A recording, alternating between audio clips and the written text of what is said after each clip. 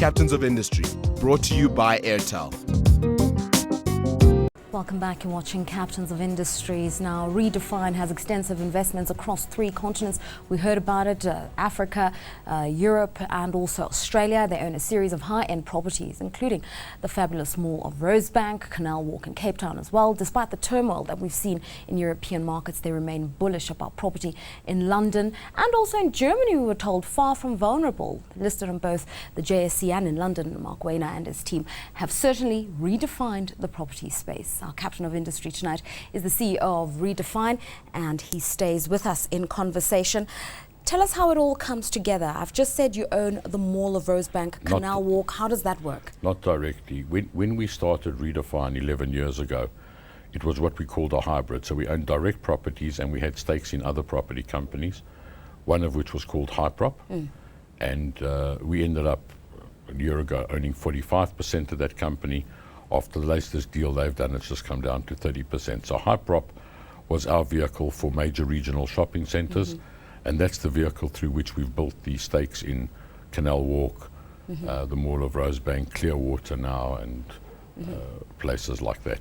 Well, despite the sort of the shrinking ownership or equity element, let's just talk about the vision. When you look at a place like Rosebank, which is seen as fairly bohemian, and then you see the potential for revival, and then you get in there and you refurb and you reconstruct, and you see the potential where maybe other people don't see it. What informs that?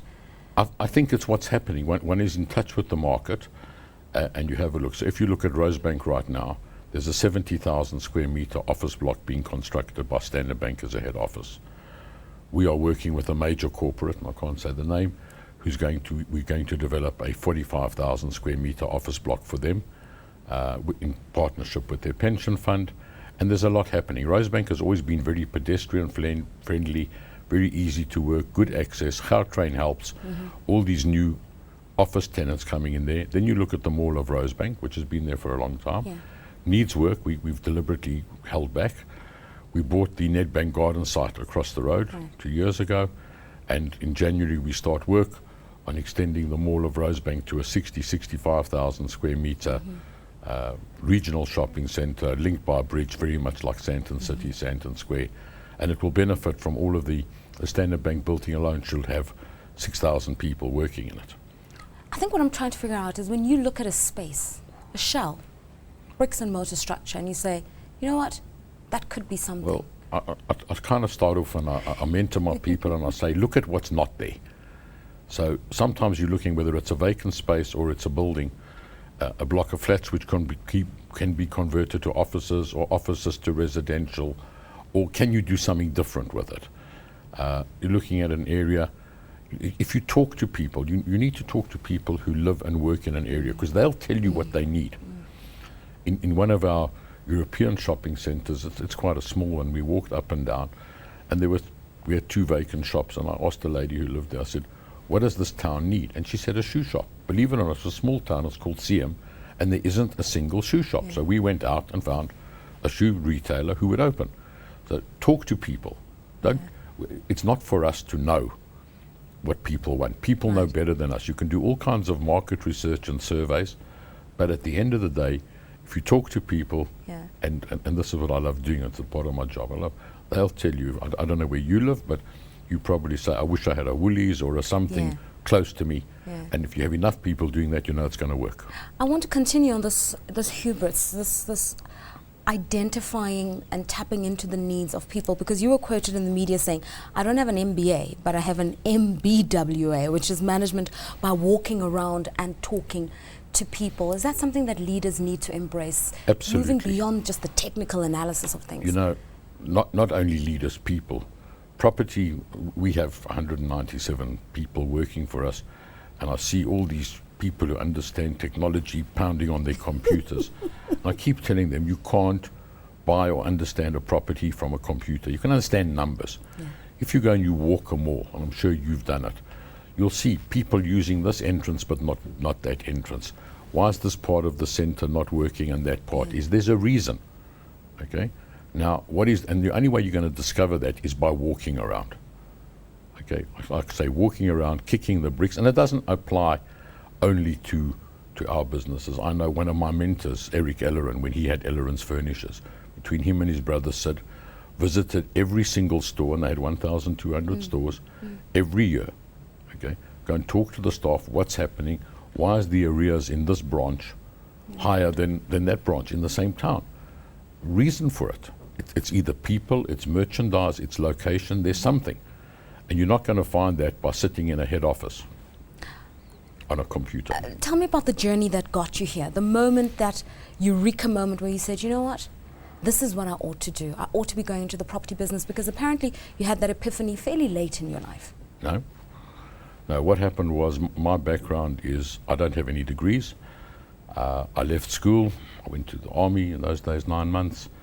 And I came out, I worked in my family business, which I hated.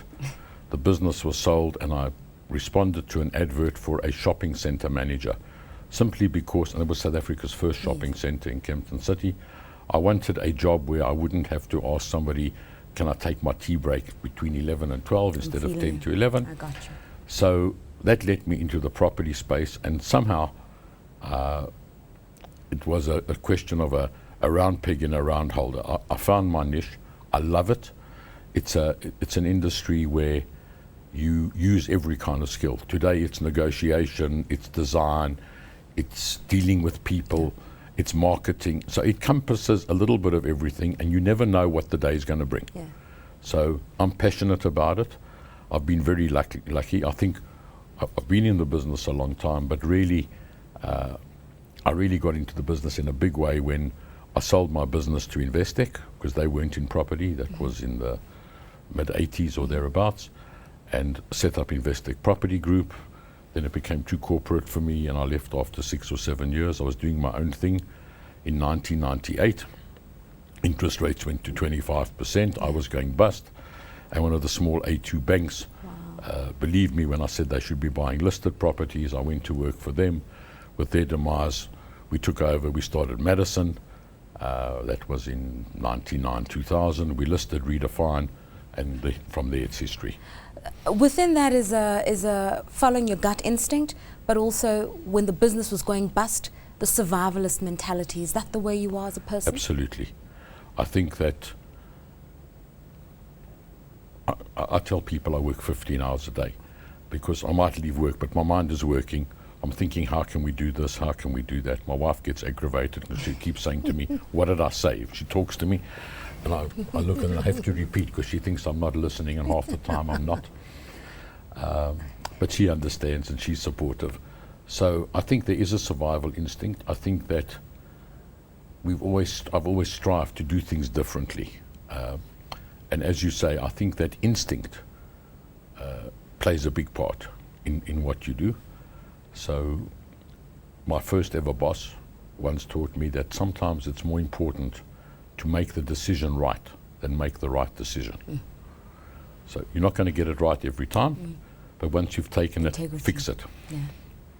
Sitting here with you in the last 25 minutes, I can tell you're a no-nonsense kind of man. It is what it is, and you'll say it as it is. And I am what I am. And how do people feel about that? I think that people understand me, that they do.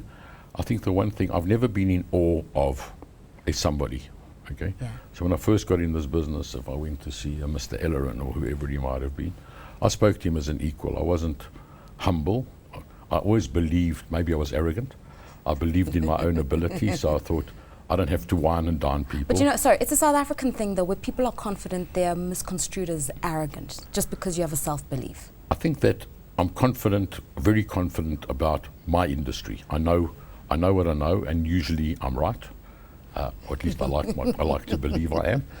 And people must do what I want. And if they don't want to do it, we convince them, or we try. And I've had very few disasters, property disaster, less than one on one hand. So some haven't been as good as others, but they've been good for me. And so yes, I think, as you say, I think it's a confidence rather than an arrogance.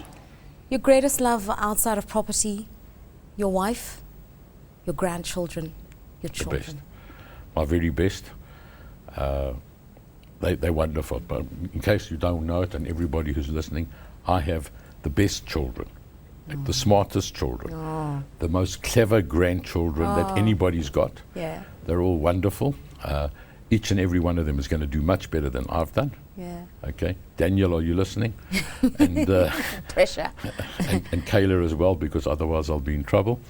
But it really are. They are my pleasure. I love spoiling them. Okay, people say you're crazy what you do for your kids and your grandchildren.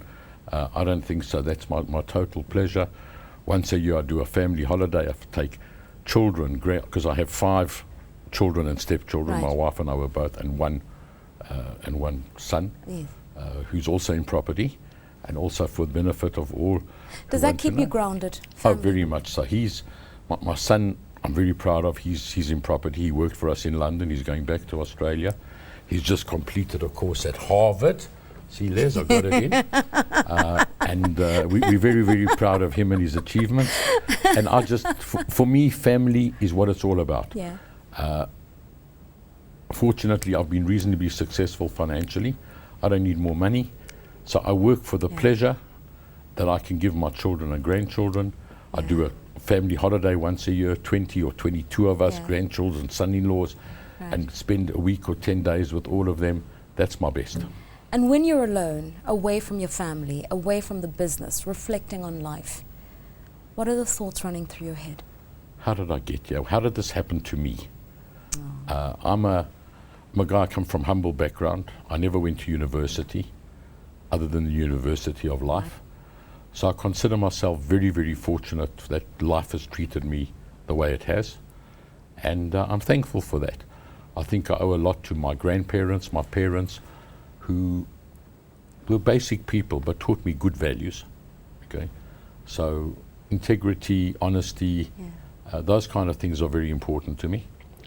And I'm just thankful for the upbringing I had. It wasn't a caviar and champagne kind of upbringing, but I've been fortunate. Life has been good to me, so I like to give back, and that's what gives me pleasure. Marc Wainer, you've been fantastic, and I know you say that people look at you sometimes and think you're full of yourself and you're arrogant, but what you've just said now demonstrates incredible humility, incredible appreciation of the simple things in life, and I thank you for being our captain of industry tonight. Thank you for having me. The views there of the CEO of Redefine, just punching above his weight in a market that's so volatile, very bullish about the prospects and the yields we're going to see in property going forward. Despite market conditions, they are keeping steady and firm in Europe, learning great lessons from Australia, very proud of South Africa, proud of his family, candid in his approach, frank in his conversation, loving in his heart. Marc Wainer, CEO of Redefine, our captain of industry tonight.